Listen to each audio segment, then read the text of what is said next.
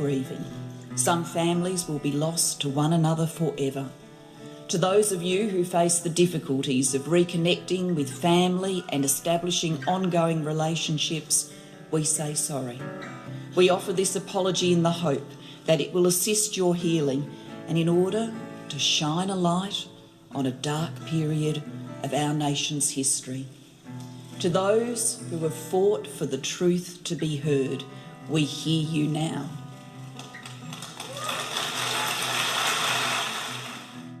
You're listening to Adopt Perspective, a podcast for anyone affected by adoption. I'm one of your hosts, Jo Sparrow. This podcast is a production of Jigsaw Queensland Post-Adoption Support Service. However, the views expressed are those of the people participating, not necessarily Jigsaw Queensland. The podcast discusses adult themes and listener discretion is advised. Hi everyone, it's Jo Sparrow here. I'm the president of Jigsaw Queensland and the host of Adopt Perspective podcast. Today's guest is an adopted person born in Brisbane in 1955 and who was adopted just 6 days later.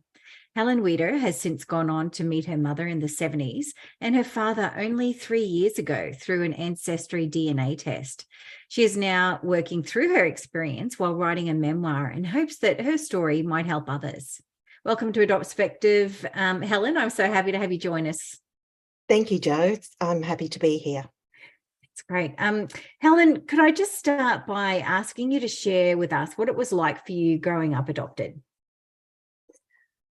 Well, it was difficult in some ways because I grew up as an only child of my adoptive parents, living in a regional North Queensland town where everyone in the Catholic parish knew that I was adopted. And it was a time when there were loads of children in families, like nothing. It was nothing to have 5 or 6 kids. So particularly in Catholic families, I would imagine. In Catholic families, yeah. Exactly. Yeah. And so I was a point of interest, you might say, and it was obvious that they discussed it at home, these parents, because their children knew as well.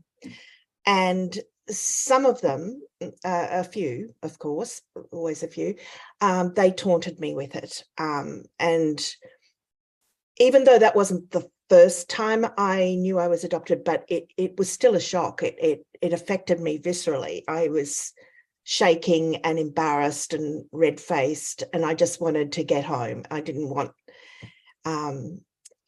anyone. I just wanted to be part of the crowd. I didn't want to be different or special.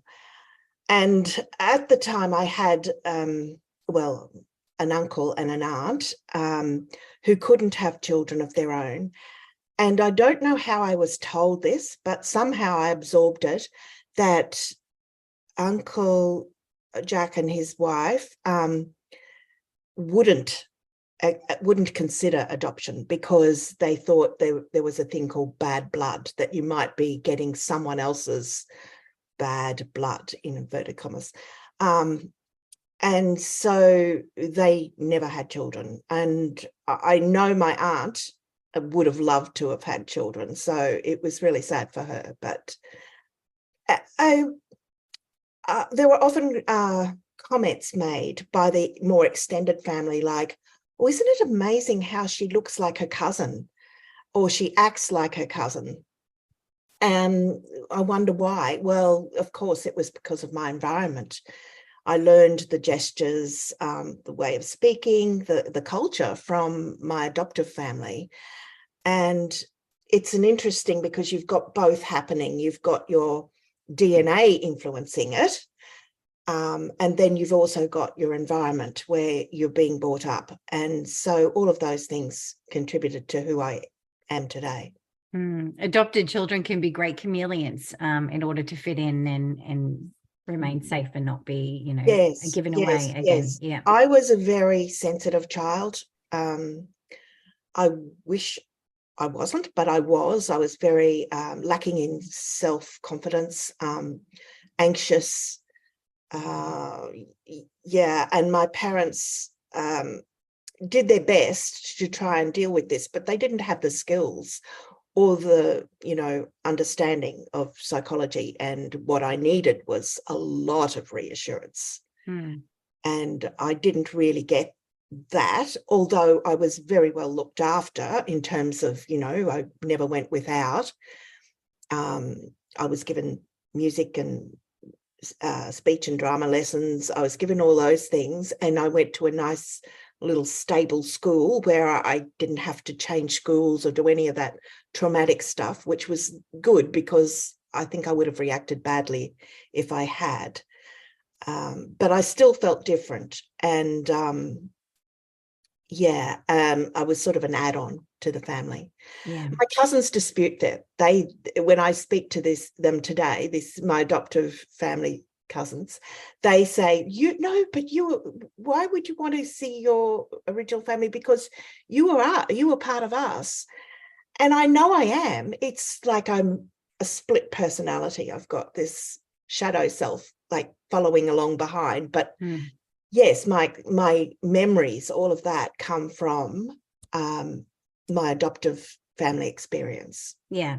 I think sometimes your adoptive family can see it from their perspective, like, yes, you're part of us, you're our family, and they want to envelope you in that and make you feel wanted and like part of something, but they don't understand from our perspective how things are different and feel different, and how we interpret them differently, which can make it a bit of a rub sometimes, I think. Yes. You said everyone in your community and parish and family knew. Do you remember how you found out? I remember when these kids, they were bullying me, actually. I was trying to ride home, and they grabbed hold of my bike and they pulled it back, and they yelled out, "She's adopted, she's adopted." And this other child said, "What? She's a doctor?" No, she's adopted. Her mother isn't a real mother, or something to that effect. And I remember being totally shamed at the time, but I think I knew already. And I know that my family did tell me at some stage, I can't remember my age, but they couched it in like the idea that you were chosen, the idea that it was like a supermarket shelf that you can go along and you can have one of these 6 babies. And in my mind, I can still see those 6 babies, and I was one of them. And I don't know whether I should say this, but my mum said we didn't want the redhead, but we wanted you, we chose you. But as a child lacking confidence, I took that on board, and I thought, oh gosh, I've got to be very good and very pretty, because I was the prettiest, apparently, in order to be chosen, in order to be loved. And I've taken that through my whole life, and it's hasn't worked for me, shall we say. I've had problems in relationships that I know stemmed from that early experience. But I'm also a very unique individual as a result of it. It's a bit like sliding doors. What happens, what could have happened and what did happen. And who would I be? Would I be a different person? Would I not be sensitive? Would I be more well-rounded? But I imagined that I would have had other issues if I was brought up by my mother, my birth mother. And she went on to have 7 more children. Well, we'll get to that. We'll because I was just about to ask you what led you to search for your mother. Well, I was a teenager, and I was being naughty. I was looking in my mother's, special things, fancy hankies and petticoats and things like that. And I found my birth certificate right at the back of the top drawer. And it was a real shock, because my name was, I had a very distinctive German name.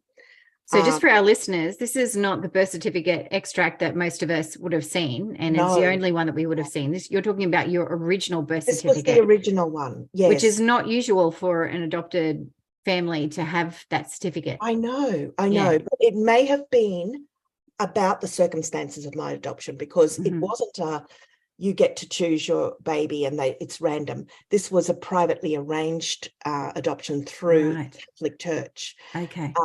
Via a nun, a matron of the Mater Hospital where I grew up, and she arranged for my birth mother's baby, me, to go straight to my adoptive parents. So there wasn't any choice there. That was just a nice story that they made up to make me feel better. But so maybe that's the reason, I'm not sure. But yes, it was an original. My father's name was not on it, just her name, her maiden name, and my name, the name that she gave me, which was Jennifer Margaret. And ironically, when I was a child, my doll was Jennifer. I wanted to be Jennifer. All the cool kids were Jennifer.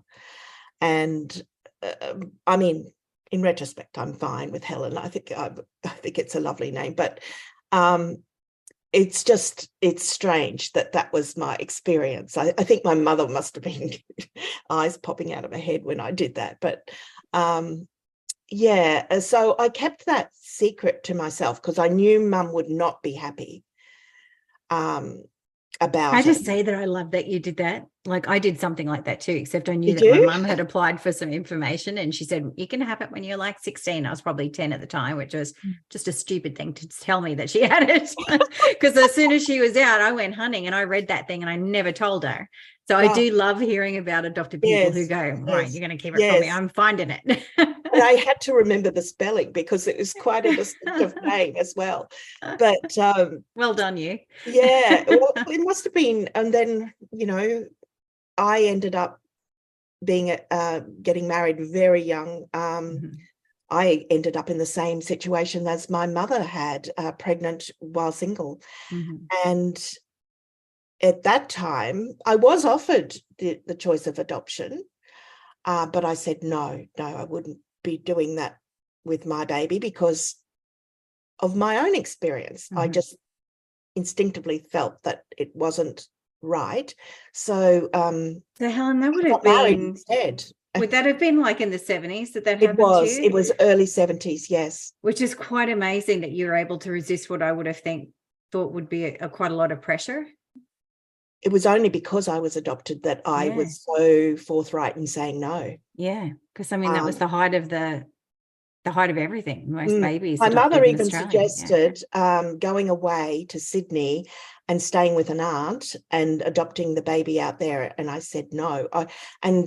It's not that I really wanted to get married. I think that was another poor choice that I made eventually, but I do have 2 more children, which I'm very grateful for. And so I am glad in retrospect that I did get married. But it was all a matter of covering up there was secrets about my adoption. There were secrets about my being married, we couldn't let anyone know that I was pregnant. That was shame. So it's sort of like I've had a lot of shame follow me throughout my life. My own children don't see that because they grew up in the 70s and 80s, and they think there's nothing. Oh, you were lucky. You were very lucky because they loved their grandmother very much. Unfortunately, my father died when I was 17, so they never got to know him. But they loved their grandmother, and even though she was difficult, she was a difficult woman, she was feisty, but she was loyal. And I've come, since writing the memoir, I'm sort of understanding that was probably a very good thing for me as an insecure child, because she never gave up on me. She never let me, even after we'd had fights, we used to fight all the time, she would come back with a peace offering. She'd come back, and she was a very big part in my children's lives, right throughout. And we only lost her 8 years ago. So, you know, we still talk about her a lot. But my children also knew my birth mother after I found her. And I had to keep that secret too, because From who? From my adoptive mother. Right. I did try to tell her, but she reacted very, very badly, very badly. And I understand why. She was hurt. She felt betrayed. And she said, I don't want you to see her ever again. Wow.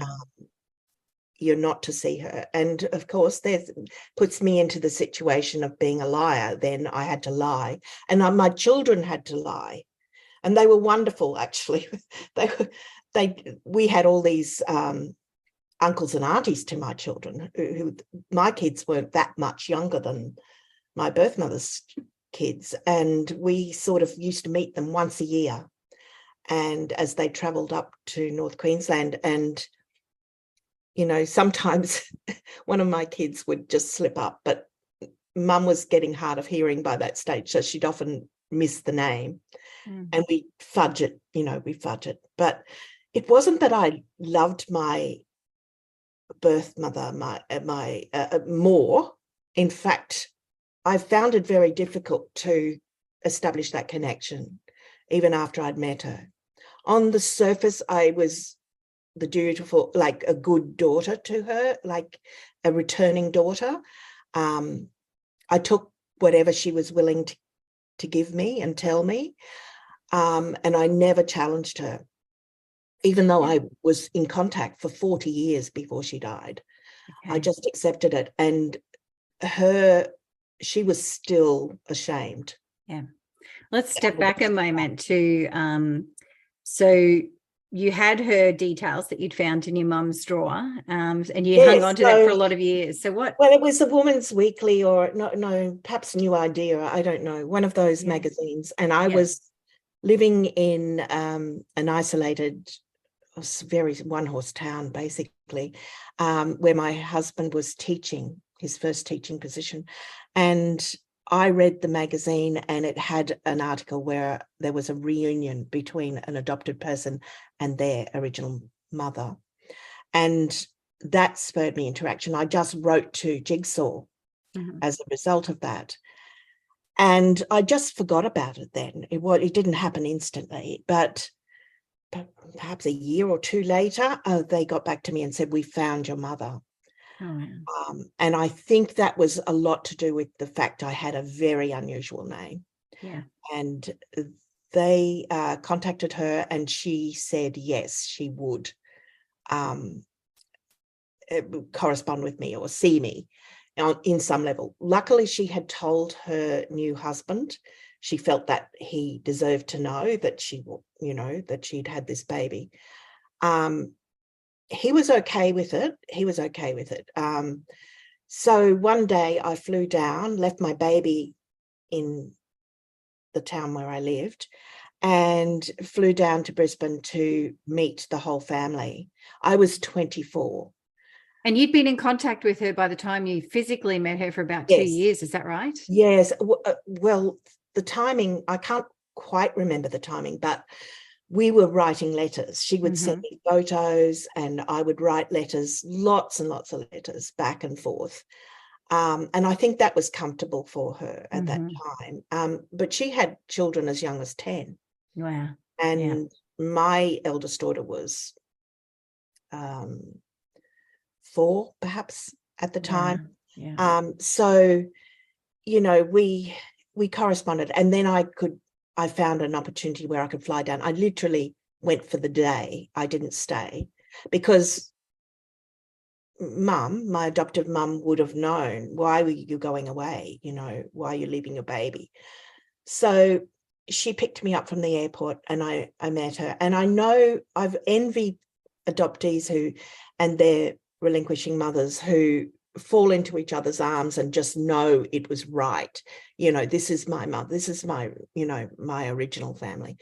I didn't feel like that. I was very stiff and held tight. I couldn't reach the pain. I couldn't reach that pain, and I couldn't resolve it. And I do believe I haven't even done that, even today, with lots and lots of therapy. But I did appreciate what she was willing to give. And it was more a friendship more than a mother-daughter relationship, because she had her children were very thrilled to meet me, especially the girls. And I'm still friends with them now. Mm-hmm. We keep in contact. We know each other's families.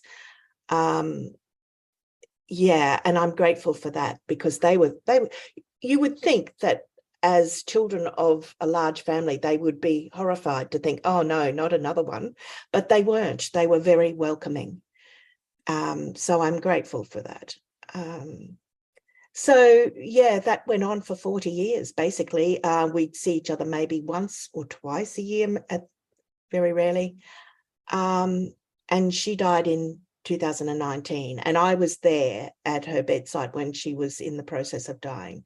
I was included, and really amazingly, my brother Mark, he wrote the eulogy, and I was sitting in the church. I wasn't expecting this, but he mentioned my birth and his mother's having this child before she was married.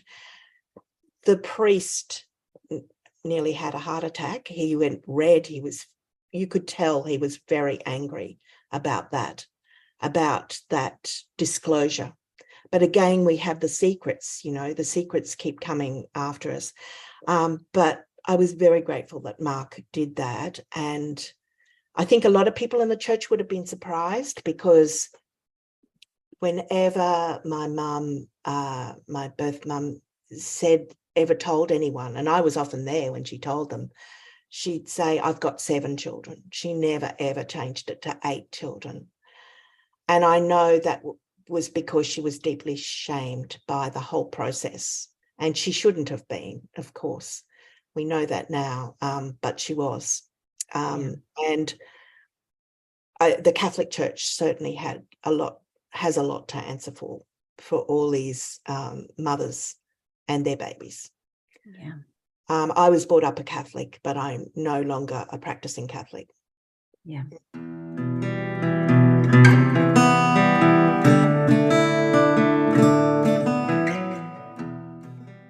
So what did you discover? I imagined your mother shared some story with you of how you came to be and placed for adoption. She did, but it was very sketchy, very sketchy. She did give me his name, which was a plain name, so not a name that you could look up in the telephone directory and find. And when I was at uni in the 90s, I actually went through the microfiche at that time to see if I could find. For some strange reason, it never popped out, even though he had never left Queensland. I just find that amazing. But I don't know if I was ever really going to follow it through, because in some ways, he didn't marry her. She wasn't a teenager. They could have got married. They were in their mid-20s, but they didn't. And she just told me that at various stages, she said he had another family. And also that, no, she didn't really tell me much. She said her father was really disappointed in her, Mm-hmm. and he took control, and she was told to call into this matron of the Mater Hospital, Sister Mary Magdalene, after whom I was named, and then come back through to Brisbane, where she was locked up in the family home. She was not allowed to see the light of day for the last 5-6 months. Oh. And I was born at 3 a.m, so nobody saw her. No one knew that she was pregnant. And she was not allowed to see me after the birth. I remember her telling me a story that a younger nurse came in the next day and said, oh, do you want to see your baby? And she said, yes. And then behind her, the matron came and said, no, this baby's being adopted. She cannot see her. So I know these days with adoption, it's much more open. There's, the birth mother gets to choose freely. And, she might hold her baby. She might even have her baby for quite a while. But that wasn't true in that day, and she was not allowed to see me. I've even heard of things where they hold a sheet up in front of the mum so she can't see the baby, but she didn't tell me anything like that. But so my adoptive parents came down on the train to pick me up 6 days later, and I was taken back to where I grew up, this mid-size regional town, and I went to school there. My life was very stable. It wasn't a perfect childhood in that my dad, Ray, was suffering from PTSD. He had been in the war in New Guinea, and he'd come back with what they used to call shell shock, but it's PTSD. And he was recommended to have electric shock therapy for his brain, but he didn't choose to do that. Instead, he self-medicated with alcohol, and that was quite significant in my childhood. But my dad was not an angry man. He was a sad, broken man. And unfortunately, he died when I was only 17. So I didn't get to heal that with him, and I would have liked to. Liked to. Yeah. One of the things that you told me was that your mother had said to you, I was old enough to know better, which just broke my heart a little bit, because it's clearly something that was said to her by her father or somebody. She wrote, really absorbed in that shame that I was old enough to know better than to do this. That really broke my heart, because could you imagine, being hidden away and having all of those things said to you, how that would impact your sense of self and who you are for years afterwards, for the rest of your life? I mean, absolutely. And it did. It followed her right through to the grave. Yeah. I remember she had a younger sister who was studying nursing at the time, and she's still alive, and I talked to her, and she said, I wish I had been a more help to my sister, but I just wasn't in that space at the time, and our parents were taking control of it. It's a different time. Very different time, yes. Yeah. Yes. Sometimes there's a great deal of time between when an adopted person searches for their mother and then their father. Can you tell us about your search for your father and how that came about, I guess? Well, I kind of resisted finding him because I was blaming him for not marrying my mother. I thought, why did he leave her in that situation? That's horrendous. But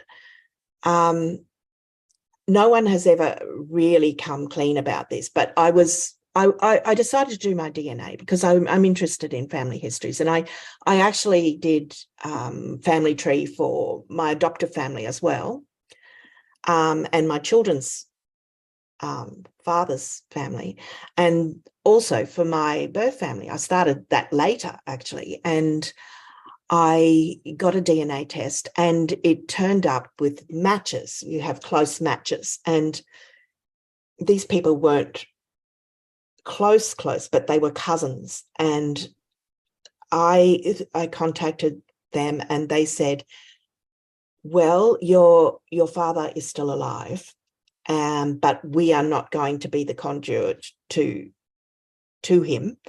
I suggest you look here, and here, which I did. I was totally shocked. I expected him to have died in his 60s, 70s, but he was still alive at 90 and quite aware and cognitively, he was managing all his own business affairs. He could use the computer. He was on Facebook, for goodness sake. I never thought to look there. As soon as I saw that photo taken at his 90th, I knew that we were connected. He was my father. There was no question. And if you ask me what was it about his face, but it was just something. It was a familiar look, or it could have been the eyes, or I don't know what it was, but I knew, oh, well, there's no question he is. And he and his family had put their DNA on another kind of site. And I actually first got in contact with his daughter, which was a bit naughty, I guess, because I realized that he hadn't told her. I only realized that later. But she was wonderful. She was really excited and cool about it. And he said, yeah, I didn't tell you about this. So he'd kept that secret for 65 years. Mm-hmm. And he said, when I met him, he said, I was expecting you to turn up after the government changed. They sent me a letter to say that if I wanted to, would I be willing to meet my adopted child? And he sent back and said, yes. Now, this was in the 90s, early 90s, after all that legislation went through. But I didn't get that letter. I didn't get any communication from the government to say that he had said yes, and if I wanted to, I could go ahead, which I would have at that stage. But he said, I've been expecting you to turn up for 20 years, and finally I do in his last, as it turned out, 3 years of life. And yeah, he'd had a very different life. He was quite a successful businessman. And yeah, he had married his fiancée, and no one, I didn't ask, was he engaged to someone else at the time? And he didn't tell me. And this is the thing, it was a calculated decision not on my part not to ask, because I knew that may have raised hackles and he might have closed down.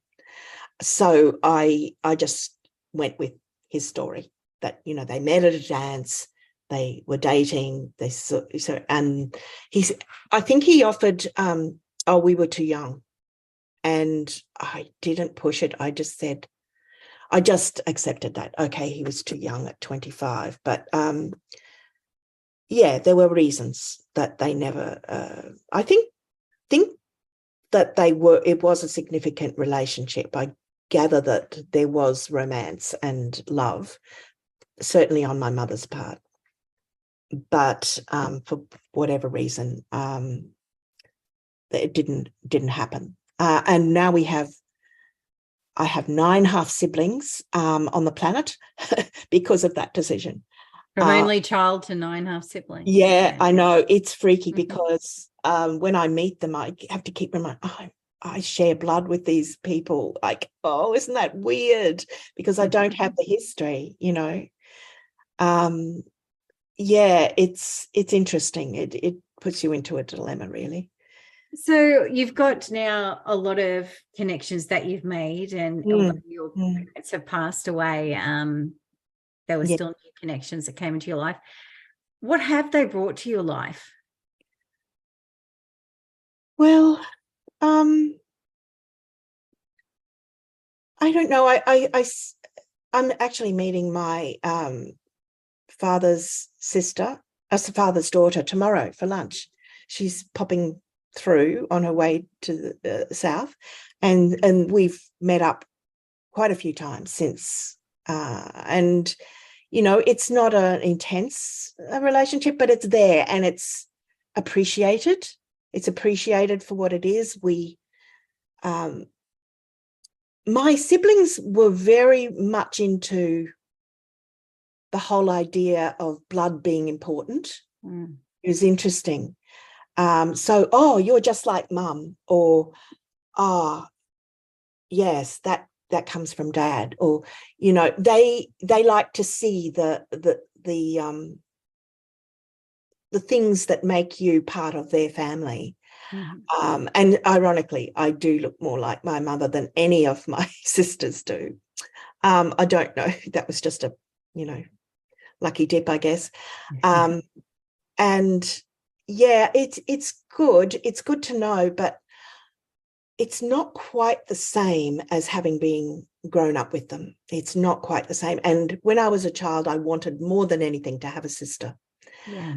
And now I've got 4 of them. Yeah. And yeah, but you can't go back. You can go forward, but not back. There's all that shared DNA, some likenesses. There's the connection you makes you move forward, but that shared history just isn't there. No. And it's the nostalgia that isn't there. It's the nostalgia and the shared, history. Yes, the memories. Which I can find, like, as an adopted person, can be quite abrasive because you want to hear about it. You want to learn more about them, but then also your absence from that history can be quite the rub sometimes. Do you find? Yeah. I've always felt like on the edge. Yeah. I'm invited, but I feel like on the periphery. I have to be a perfect guest. Do you know what I mean? Yeah. And that's really beautifully put, Helen. Yeah. Yeah, thank you. Yeah, makes it that makes a lot of sense to me. Yeah. Yeah, it's something I think we all share in various ways. And I am very grateful for my life and for my birth parents opening up and being willing to meet with me. I know there are a lot of instances where that doesn't happen, and that must be heartbreaking. But I was always going to be the person who went looking. Yeah. You're a searcher. So you're now undertaking this process of writing about your experience. Why have you done that? I think it's because of my age. I've got, I'm 68 this year, and I feel that I've had a very interesting, you might say, life, certainly starting with my adoption, but it goes much beyond that, which I won't go into here, but I do believe that they're interconnected, that the life choices I made and am still making come from that first place.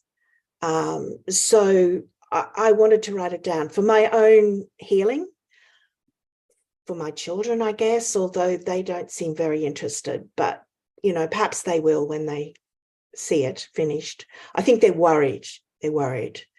I know my daughter asked last night, this podcast won't be identifying in any way. And I said, no last names. And she said, well, at least all your parents are dead now. At least they won't be hurt by this. And that is true. So I guess you have to wait almost until there's been some kind of, your parents have passed. It would be very hard. I know my adoptive mother would have taken it very, very badly if she'd heard this podcast and she was still alive. So they've all gone now, and I feel like I can do this, and it's, I don't know, make it, you leave some kind of mark on the planet, but also perhaps help others go through whatever they're going through. It may not be adoption, but it might be a struggle in some form. So well, this is how I got through it, not very perfectly, very flawed, but this is where I came to. Yeah. I think this is one of the things that saddens me sometimes for adopted people is, and others in, for your adopted mother or, anybody's extended family and close family, is that when there's conditions placed around love, and it stops you from getting to know people. So by not hearing your story or being able to talk to your adoptive mother about your meeting your mother and sharing that with her, she didn't get to experience what was a very important part of who you were. So it's almost like there was conditions around, your behavior in order. Yes, I guess that affected our relationship right through life. And it blocks it in some ways, doesn't it? Because then you're not being known fully. Yeah. Know? And of course, we have to be careful how we share these things with people and cognizant of their feelings. But it does strike me as very sad when people can't know you fully. Oh, yes. It is sad. But that's just the way it was. Yeah. My mother's personality was very strong, and she was very much about her family. Mm-hmm. And she had allowed me into that family. Goes, Irish Catholic, going back generations. And she was very wary about strangers, about other people. And she really didn't have friends. She had a lot of friends, but it was very on the surface. She didn't meet up with them. She devoted her whole life to her family, looking after her brother who had an alcohol issue, and looking after her parents until they died. She was the one who did all that work. And she held us all close. She held it very close. So she was not going to let someone she felt was a stranger into that little circle. And she felt like unloved, I guess.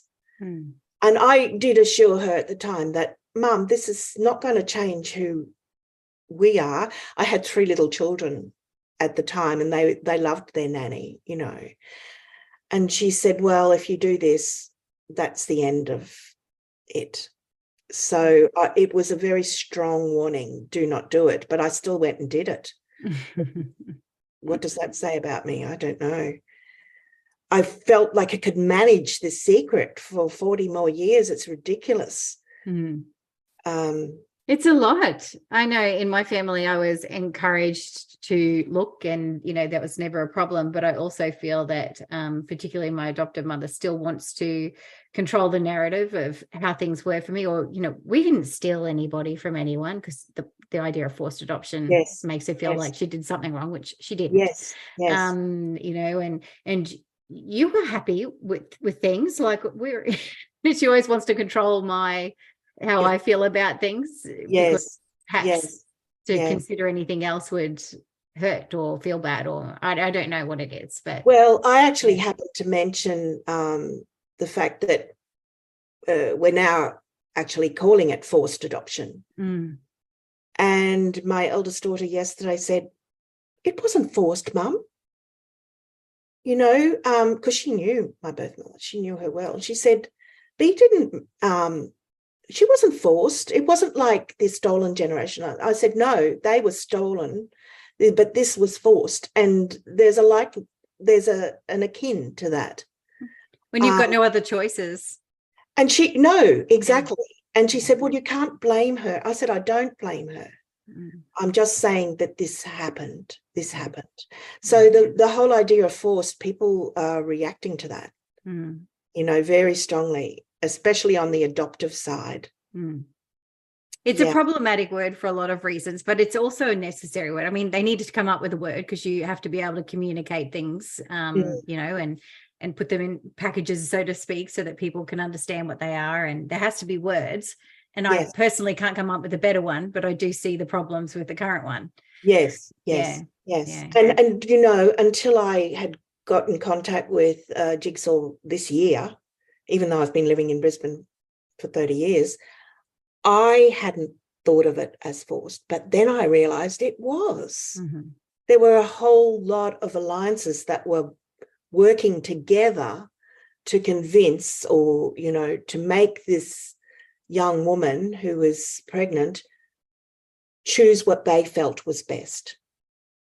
And, and I've also the whole idea of a baby is a blank canvas, that idea was there. You can have this baby and you can make it into your family. You can imprint it with your thing. And you can, of course you can. The environment does imprint.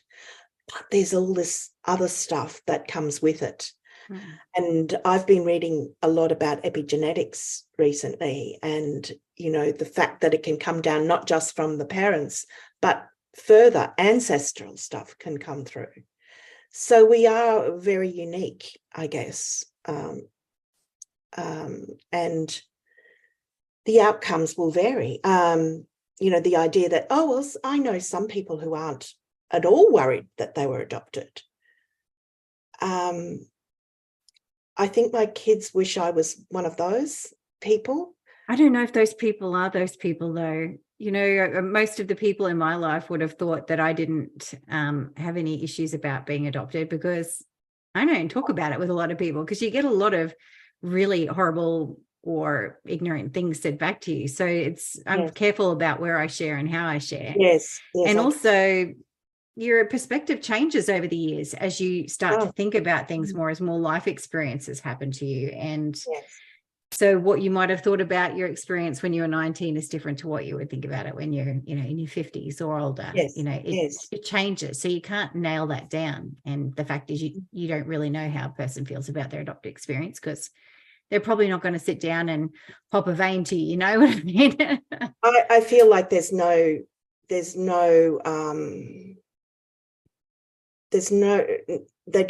people don't want to hear. They don't want to hear. They just want to get on with it. But the thing is, the people who have to hear this stuff is the people you have intimate relationships with. They have to hear it because it affects your relationship with them. Yeah. And your memoir will be a gift down the track at some point. Yes, I mean, sometimes people are ready to hear something and sometimes they're not. But to have it there will be something that will. Well, it doesn't matter whether people like it or not. It's my account. It's my record of my life, and they can write theirs if they wish. And I'm sure to be very different.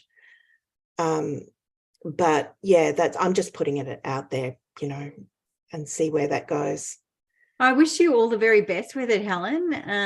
Thank you, and Jen. Thank you so much for joining us today. I've really enjoyed listening to your story, and there's a few things I'm going to take away and think about for quite a while, I think, and mull over. And I know that it will help others as well. So thank you so much. Thank you. I'm pleased to be here. And I'll add any relevant links to our podcast notes page on the Jigsaw Queensland website. And thank you to our listeners for joining us. And if you have a story that you'd like to share with us and you'd like to be interviewed for the podcast, jump onto the main podcast page of the Jigsaw Queensland website and complete the prospective guest form that you'll find there. Just note that Dot Perspective can be and is listened to by people all over the world. Bye for now.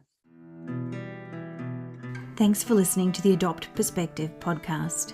If you'd like to find out more, go to the podcast page on www.jigsawqueensland.com and you'll find a wealth of information and resources on the website.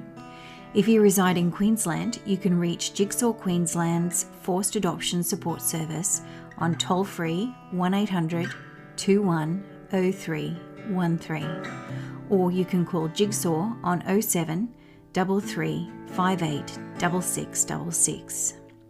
If you live in another state of Australia, you can still call the Forced Adoption Support Service number, and your call will be answered by the Forced Adoption Support Service in the state that you're calling from. In every other state, Relationships Australia operates this service. A big thank you to Matt Sparrow for composing and recording our original theme music. Until next time, I'm Jo Sparrow saying farewell from Adopt Perspective, a podcast for anyone affected by adoption.